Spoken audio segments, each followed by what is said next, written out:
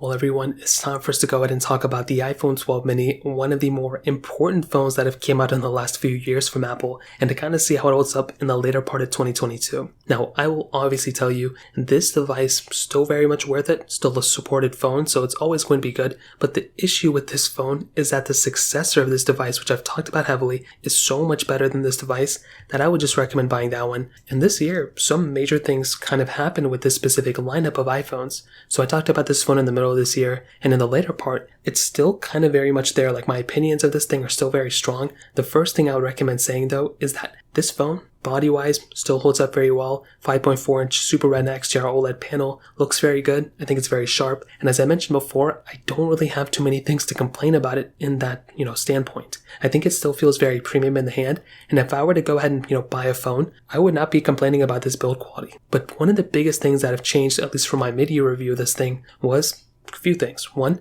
iOS 16. And we did end up getting the next iPhones, the iPhone 14s. Now, I will start off with the iPhone 14s coming out because that did kind of have a big effect for the 12 mini. For one, this iPhone did not go ahead and, when the 14s come out, it should have been dropped down to that $499 price tag.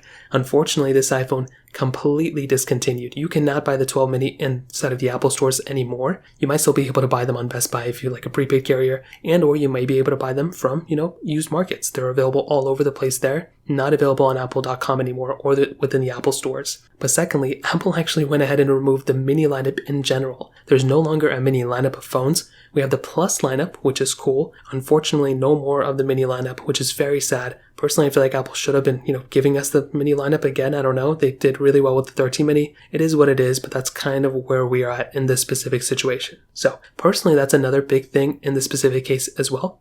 Now, on top of that, when compared the 14 to the 12 mini, when I went ahead and did that, I personally kind of felt that the 12 mini kind of held up fairly well, against the iPhone 14. I feel like it could have been way worse. I feel like the 12 mini could have done a, way worse job. The battery life department is the only issue, in my opinion, of the 12 mini for the most part. Otherwise, though, the performance is still pretty good. The cameras are still pretty good. And a good way to think about it is that this chipset is like only 1 year older than the iPhone 14. It has the A15, the 12 mini has the A14. So even that was probably a really big difference as well. And now that I'm thinking about it, there were a lot of big differences this year, which is actually pretty insane. So that in and of itself was pretty crazy in my standpoint. But then we got iOS 16. Now, iOS 15 was kind of an interesting update, but iOS 16 was even more interesting. There were tons of features, tons of cool things added. Unfortunately, we did kind of get some battery drain issues within iOS 16, which I kind of think had a pretty big impact with this type of device. Again, it's not like the end of the world or anything, but it is kind of one of those things to keep in mind.